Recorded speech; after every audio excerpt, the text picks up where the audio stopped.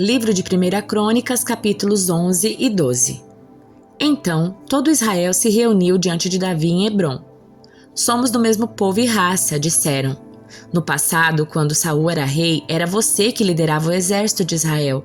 E o Senhor seu Deus lhe disse: Você será o pastor do meu povo Israel, será o líder do meu povo Israel. Então, ali em Hebrom, Davi fez um acordo diante do Senhor com todas as autoridades de Israel e elas o ungiram rei de Israel, conforme o Senhor havia anunciado por meio de Samuel. Então, Davi e todo Israel foram a Jerusalém, isto é, Jebus, onde moravam os jebuseus que viviam naquele lugar. Os jebuseus zombaram de Davi: Você jamais entrará aqui. Mas Davi tomou a fortaleza de Sião, que hoje é chamada de Cidade de Davi. Davi tinha dito aos soldados: O primeiro que atacar os jebuseus se tornará o comandante dos meus exércitos. Joabe, filho de Zeruia, foi o primeiro a atacar, e assim se tornou o comandante dos exércitos de Davi. Davi foi morar na fortaleza e ela passou a ser chamada de Cidade de Davi. Ampliou a cidade desde o aterro até a região ao redor, enquanto Joabe reconstruiu o restante da cidade.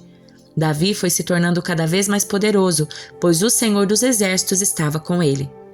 Estes foram os líderes dos guerreiros valentes de Davi, junto com todo Israel, apoiaram firmemente o reinado de Davi, conforme o Senhor havia prometido a respeito de Israel. Este é o registro dos guerreiros mais valentes de Davi. O primeiro era Jazobeão, o Acmonita, líder dos 3, isto é, dos guerreiros mais valentes dentre os soldados de Davi.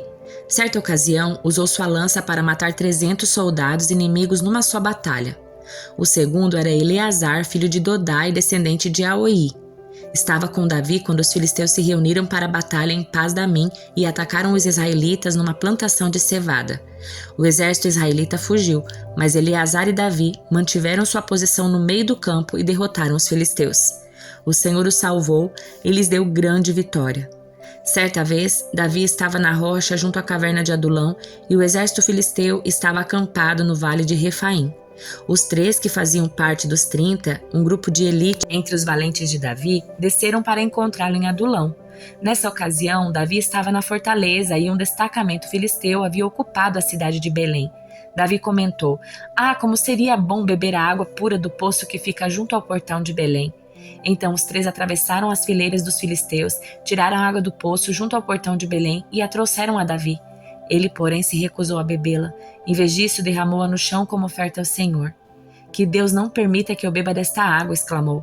Ela é tão preciosa quanto o sangue desses homens que arriscaram a vida para trazê-la. Davi não a bebeu. Esses são exemplos dos feitos desses 3 guerreiros. Abisai, irmão de Joabe, era líder dos 30. Certa ocasião, usou sua lança para matar 300 soldados inimigos numa só batalha. Foi por causa de feitos como esse que ele se tornou tão famoso quanto os 3. Abisai era o mais conhecido dos 30 e era seu comandante, embora não fosse um dos 3. Também havia Benaia, filho de Joiada, soldado valente de Cabzeel. Realizou muitos feitos heróicos, como matar 2 grandes guerreiros de Moabe. Em outra ocasião, num dia de neve, perseguiu um leão até uma cova e o matou. Uma vez, com apenas um cajado, matou um guerreiro egípcio de 2,25 metros de altura, armado com uma lança de grossura de um eixo de tecelão. Benaia arrancou a lança da mão do egípcio e com ela o matou. Feitos como esse tornaram Benaia tão famoso quanto os 3 guerreiros mais valentes. Foi mais honrado que qualquer outro membro dos 30, embora não fosse um dos 3. Davi o nomeou comandante de sua guarda pessoal. Outros guerreiros valentes de Davi foram Azael, irmão de Joabe, Elanã, filho de Dodô de Belém, Samá de Arode, Elis de Pelom, Ira, filho de Iques de Tecoa, Abiezer de Anatote, Sibecai de Uzate, Zalmon de Aoi, Maarai de Netofate, Elede, filho de Baaná de Netofate, Itai, filho de Ribai, de Gibeá, na terra de Benjamim, Benaia de Piratom, Urai de Naal-Gaás, Abialbon de Arbate, Asmavete de Baurim, Eliaba de Saalbon, os filhos de Jazem de Gizom, Jonatas, filho de Sage de Arar, Aião, filho de Sarar de Arar, Elifal, filho de Ur, Éfer de Maquerate, Aías de Pelom, Êzoro do Carmelo, Paarai, filho de Esbai, Joel, irmão de Natã, Mibar, filho de Agre, Zeleque de Amon, Naarai de Beerote, escudeiro de Joabe, filho de Zeruia, Ira de Jatir, Garebe de Jatir, Urias o Hitita, Zabade, filho de Alai, Adina, filho de Sisa, líder rumenita que tinha consigo 30 homens, Anã, filho de Maaca, Josafá de Mitene, Uzia de Asterote, Sama e Jeiel, filhos de Otão de Aroer, Gediael, filho de Sinri, Joá de Tis, Eliel de Maave, Jeribai e Josavias, filhos de Elnaão, Itma de Moabe, Eliel e Obed, Jaziel de Zobá. Estes foram os homens que se juntaram a Davi em Ziclag quando ele estava escondido de Saul, filho de Quis. Estavam entre os guerreiros que lutaram ao lado de Davi na batalha. Todos eles eram arqueiros habilidosos, capazes de atirar flechas com o arco ou pedras com a funda, tanto com a mão esquerda como com a direita. Eram todos parentes de Saul, da tribo de Benjamim. Seu chefe era Iezer, filho de Semaá de Gibeá. Seu irmão Joás era o segundo no comando.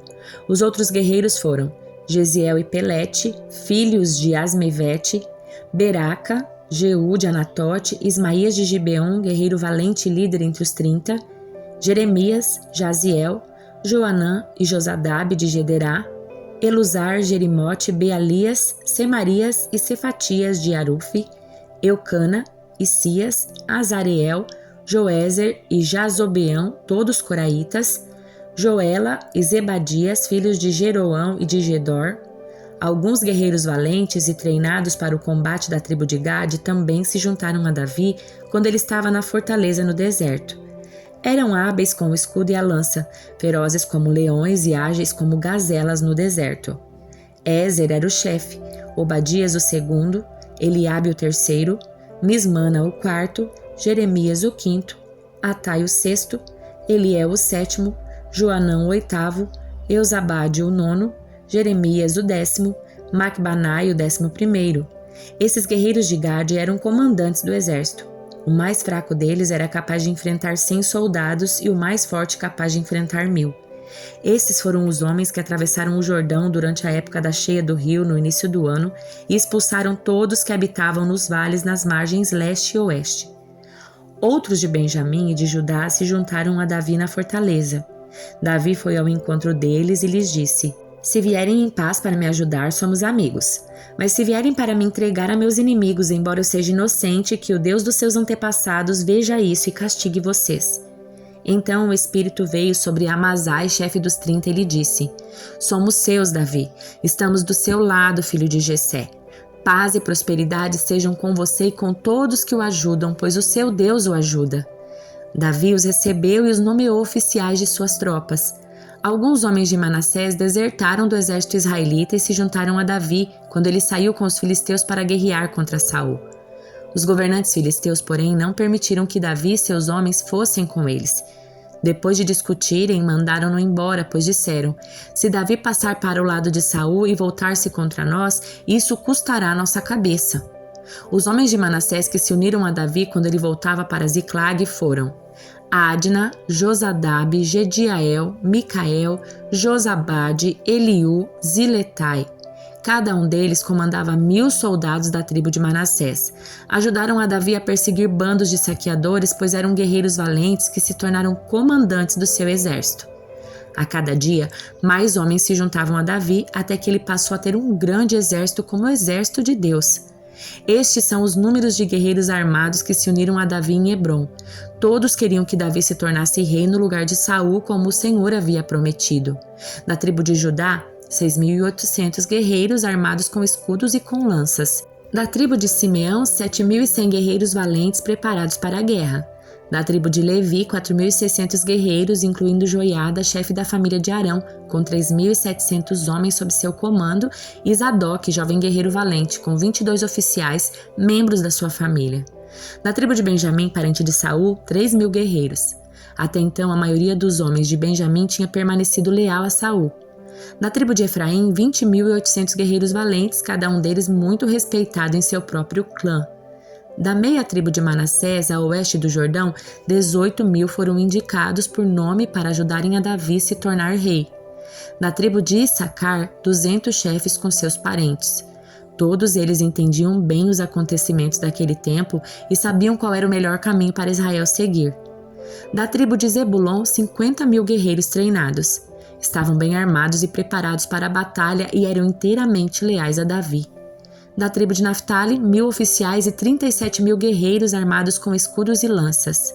Da tribo de Dan, 28.600 guerreiros, todos preparados para a batalha. Da tribo de Azer, 40.000 guerreiros treinados, todos preparados para a batalha.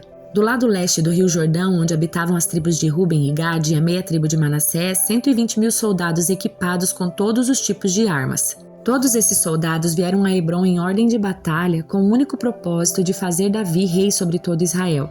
Na verdade, todo Israel concordava que ele devia ser seu rei. Durante 3 dias comeram e beberam com Davi, pois seus parentes haviam feito preparativos para recebê-los.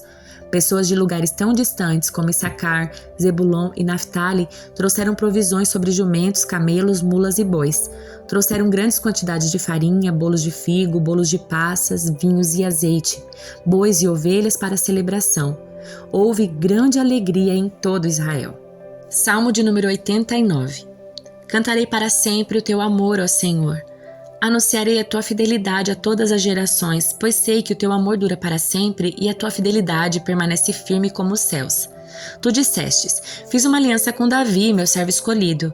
A ele fiz este juramento: estabelecerei seus descendentes como reis para sempre. Eles se sentarão em seu trono de geração em geração.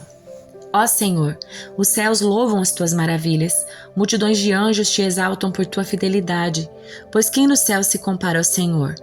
Quem é semelhante ao Senhor entre os seres celestiais? Os mais altos poderes angelicais reverenciam a Deus. Ele é o mais temível que todos os que rodeiam seu trono. Ó Senhor, Deus dos exércitos, quem é poderoso como tu, Senhor? Tu és totalmente fiel. Governas os mares revoltos e acalmas as ondas agitadas. Esmagaste o grande monstro marinho com teu braço poderoso e dispersaste os teus inimigos. Os céus são teus, a terra é tua, tudo que há no mundo pertence a ti. Tu fizeste todas as coisas, criaste o norte e o sul, o monte Tabor, o monte Hermon louvam o teu nome. Teu braço é poderoso, tua mão é forte, tua mão direita se levanta com força gloriosa. Justiça e retidão são os alicerces do teu trono, amor e verdade vão à tua frente. Feliz é o povo que ouve o alegre chamado para adorar, pois andará na luz da tua presença, Senhor. O dia todo eles se alegram em teu nome e exultam em tua justiça. Tu és a força gloriosa deles. É do teu agrado nos fortalecer. Sim, nossa proteção vem do Senhor. Ele, o Santo de Israel, nos deu nosso rei. Muito tempo atrás, numa visão, falaste a teus fiéis e disseste: levantei um guerreiro dentre o povo e o escolhi para ser rei. Encontrei meu servo Davi e o ungi com meu santo óleo. Com minha mão o firmarei, com o meu braço o fortalecerei. Seus inimigos não o derrotarão, os perversos não o dominarão. Esmagarei seus adversários diante dele, destruirei aqueles que o odeiam. Minha fidelidade e meu amor o acompanharão, e em meu nome ele crescerá em poder. Estenderei seu governo sobre o mar e seu domínio sobre os rios. Ele me dirá: tu és meu pai, meu Deus e a rocha da minha salvação. Darei a ele os privilégios de filho mais velho, e ele será o rei mais poderoso da terra. Eu o amarei e lhe serei bondoso para sempre. Minha aliança com ele jamais será quebrada. Farei que ele sempre tenha herdeiros, enquanto existirem os céus, seu trono não terá fim. Se, porém, seus descendentes abandonarem minha lei e não seguirem os meus estatutos, se não obedecerem aos meus decretos e não guardarem meus mandamentos, castigarei seu pecado com a vara e sua desobediência com açoites. Contudo, não desistirei de amá-lo, nem deixarei de lhe ser fiel. Não quebrarei minha aliança, não voltarei atrás em minhas palavras. Fiz um juramento a Davi e em minha santidade não minto. Sua dinastia continuará para sempre. Seu reino permanecerá como o sol, será duradouro como a lua, minha fiel testemunha no céu. Agora, porém, tu o rejeitaste e o descartaste.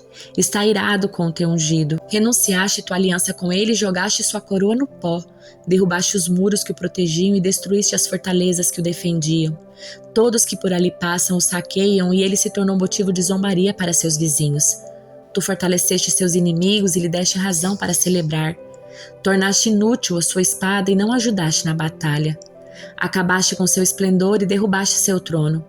Fizeste-o envelhecer antes do tempo e envergonhaste em público. Até quando, Senhor, essa situação continuará? Acaso te esconderás para sempre? Até quando a tua ira arderá como fogo? Lembra-te de como minha vida é curta, de como é vazia a existência humana. Ninguém vive para sempre, todos morrem. Ninguém escapa das garras da sepultura. Onde está, Senhor, o teu antigo amor? Tu prometeste a Davi com um juramento fiel. Considera, Senhor, como teus servos passam vergonha. Levo no coração os insultos de muitos. Teus inimigos, Senhor, têm zombado de mim.